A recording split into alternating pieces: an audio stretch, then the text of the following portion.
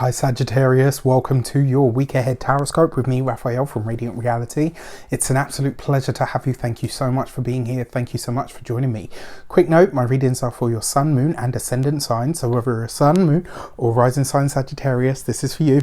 And I always advise that you watch all three to get a clearer, more complete picture of how they speak to you.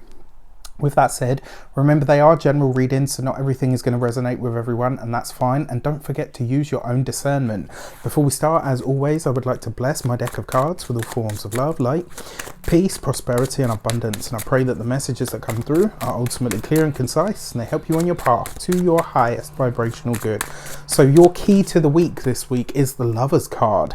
Love, relationships, partnerships, connections, but also options, choices and potential challenges with balancing things out. Remember, the Lovers card sometimes plays the mediator, and sometimes not in the same way as your card, the Temperance card. Like, the Lovers card sometimes sees us needing to bring things together that might be opposing in some way, shape or form. So this is kind of suggesting that in a sense it's you're the catalyst for some form of a change that it's taking place. Or maybe, just maybe, your love life is to the fore, is at the forefront. And if that's not the case, you need to consider what your options are. So your foundation for this reading is the Fool card. New things, places, people and energy. For some of you, this is going to be new love, new relationships. For some of you, this is new options that are making themselves known. Some of which might come very much by surprise. Remember, the Fool card is kind of like the opposite coin to the Tower. You know, it's the opposite face to the Tower card on the same coin, if that makes sense. If you are new to my channel, please don't forget to like, share, and if you should so choose and it resonates, hit that subscribe button. If you are already a continued subby, you know I love you for it. All right, so for your actions and options this week, what are you doing, Saggies? What's going on? This week, you have the 8 of Pentacles. Your work is coming into a focus. There are new opportunities coming in through your work.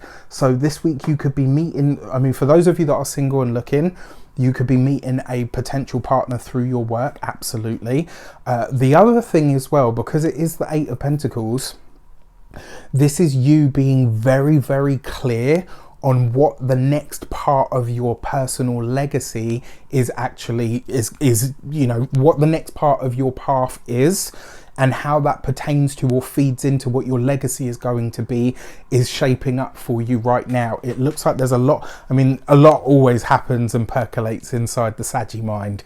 I'd love to go into the mind of the Sagittarians that I know, you know, just because I can imagine it's amazing in there.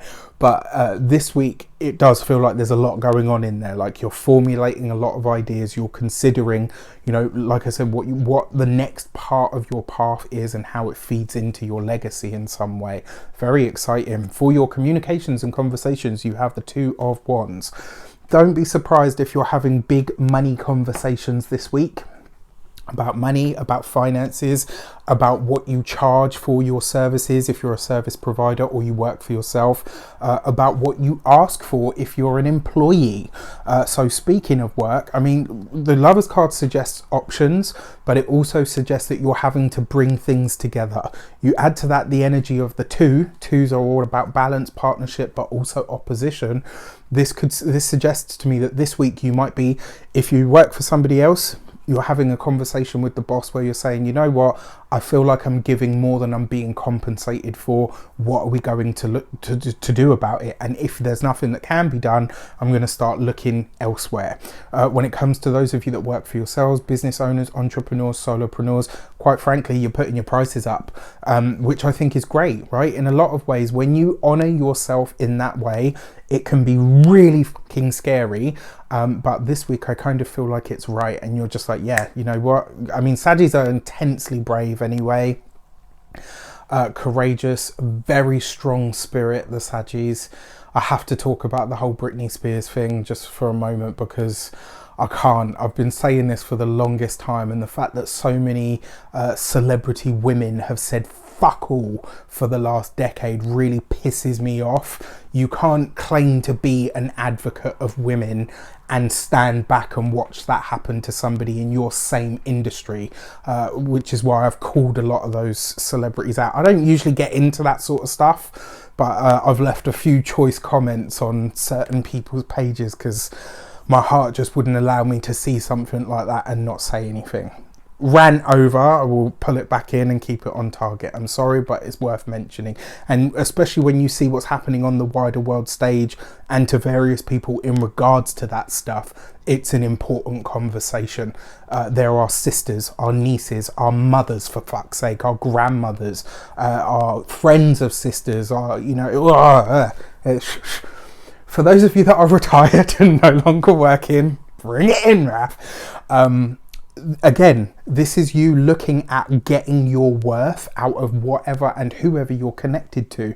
For some of you, this could really see you looking into the longevity of your finances as well, which does suggest to me that you're going to have to change the social circle. I believe, you know, it's a cheesy quote, but it's very true. I think it was Elon Musk that said you can't have $1 million results spending time with, you know, $5 people or something along the lines of that. And that's not to say that you can put a price on people. It's more a case about of what and who you are connected to is going to determine how you grow and what you turn into. For your money and materials, you have the Empress card. I love this. Right underneath the 8 of Pentacles, get into it. Roll your sleeves up, get in the mud, get your toes in the dirt. This week, the more you connect to the physical world or the physical realm, the better and the higher caliber your energy is going to be. You've got this with the 2 of Wands. An idea that you have is likely to make you a lot of money or is likely to grow really well. It's right underneath the 8 of Pentacles. You've got to approach this practically, right? And you're Saggies anyway, fire sign or no, you guys tend to be quite practical.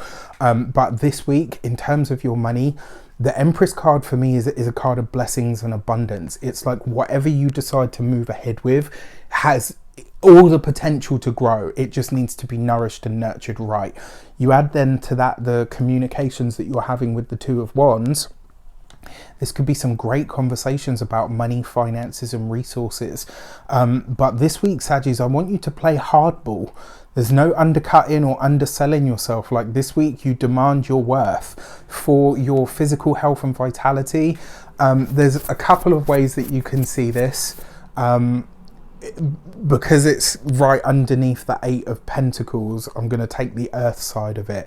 You want to look after your voice, your throat and your neck, that entire part of you. But also you really want to take care of your digestive system. You want to look after your insides, all right?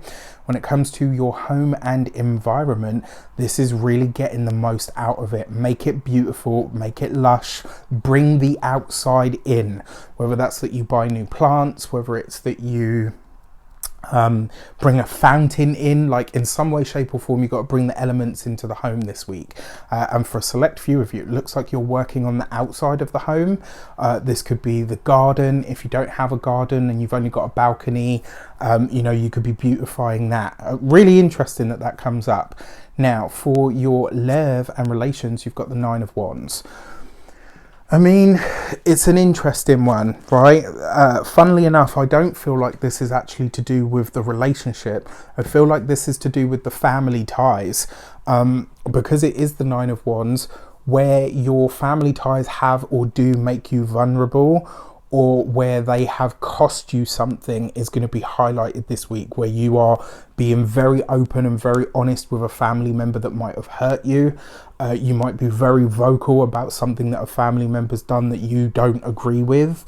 The other thing as well, because it is the 9 of Wands, you're considering here, is it time for me to say what I've been holding on to?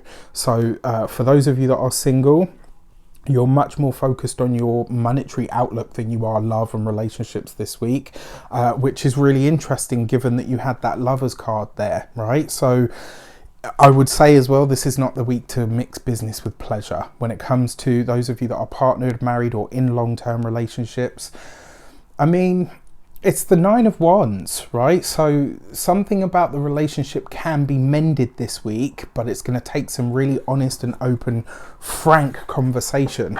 It may be as well, like maybe you're having a conversation with your partner where you're saying, actually, you know what, I don't like your brother or your, you know, mother or sister or like whatever. There's honest, open communication this week.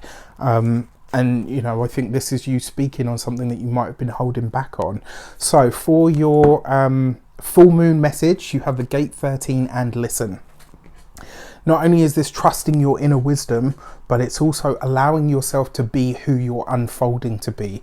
This full moon is bringing you into a really powerful sense of who you are, and more importantly, what it is that you are bringing to the world. Again, this whole thing about legacy really feels like it's going to be important this week, even if it's only conversations that you have behind the scenes. There is something bigger, some bigger, broader plan. The reason I say this is the word that I'm hearing in my mind is creatrix. And I can see like strings and hands, like giant hands in like a sky scene. And that suggests to me that the universe is working on something in your life in the background, and that's tied to what you're already doing on the ground. So there's a really interesting interplay between you and the energies here. I can't wait to see what you all bring into the world, especially given the fact that, you know, those eclipses that have been bouncing back and forth in your sign for a while. You've got a reprieve now. The next one's going to be in Taurus and Scorpio. That whole season is, it's going to be a doozy. So buckle up, kittens. All right, with that said, I wish you an abundance of all of that good stuff. Have a fantastic week. Let me know in the comments how it shapes up. Take care, and I'll see you soon.